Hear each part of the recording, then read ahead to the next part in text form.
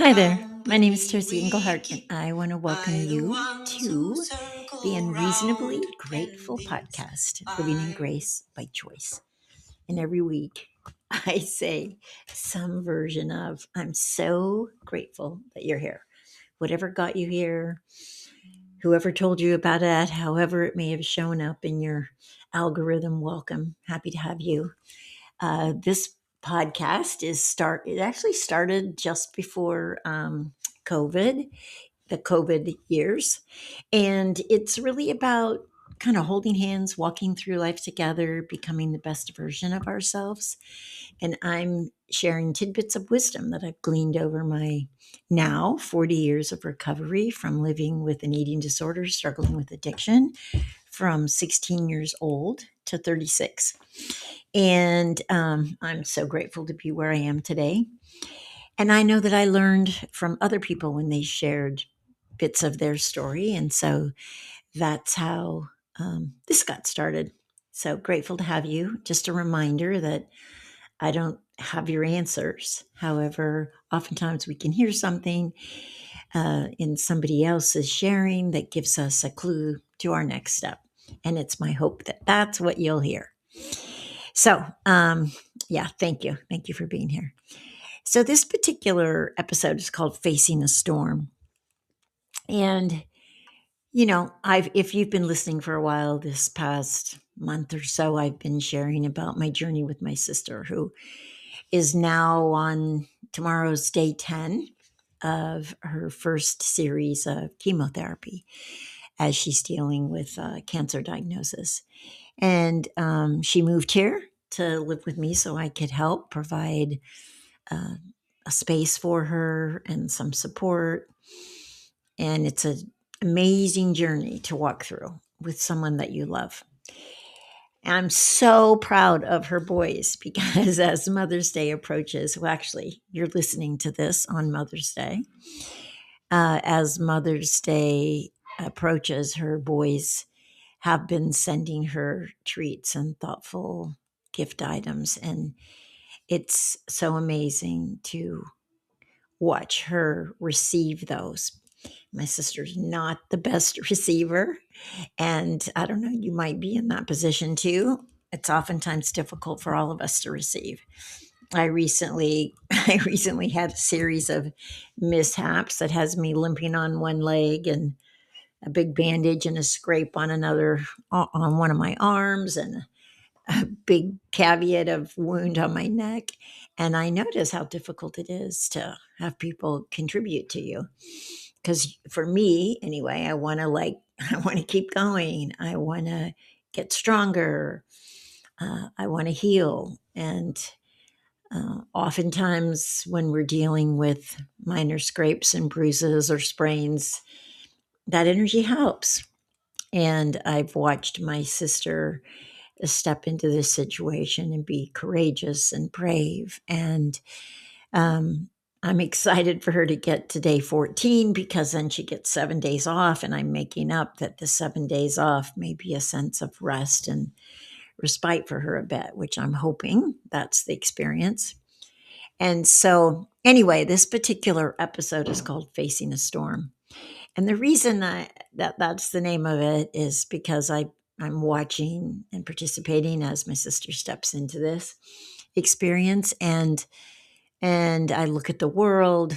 I look at what's going on in our political, and uh, it's a lot. There's a lot going on. And so recently I heard someone talk about the difference between how a cow and a buffalo faces a storm.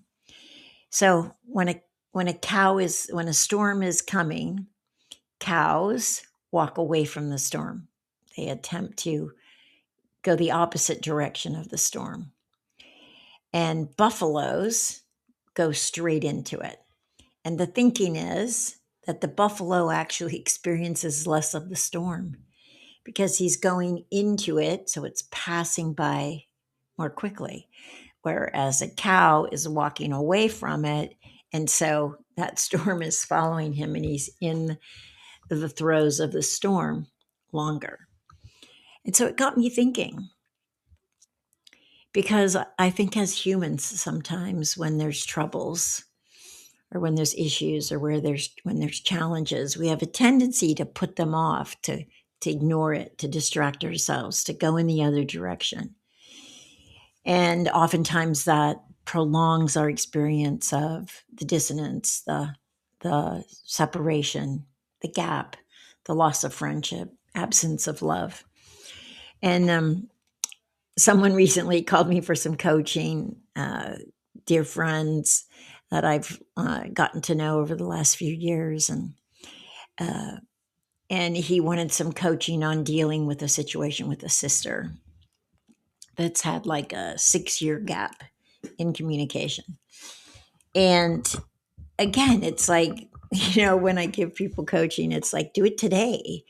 Oh man, what's the difference between 6 years and one more day or 6 years and one more week? Well, the difference is you're prolonging the suffering. Or based on the example I gave you, you're staying in that storm longer.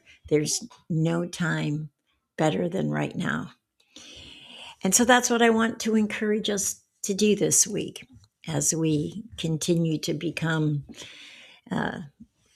people who live more from the divine qualities we're imbued with rather than from our distractions or resistance or fears, judgments, opinions, whatever else might be guiding the choices that we make. So this week, I'd love for all of us to take a look at what might be one of the storms that you're facing.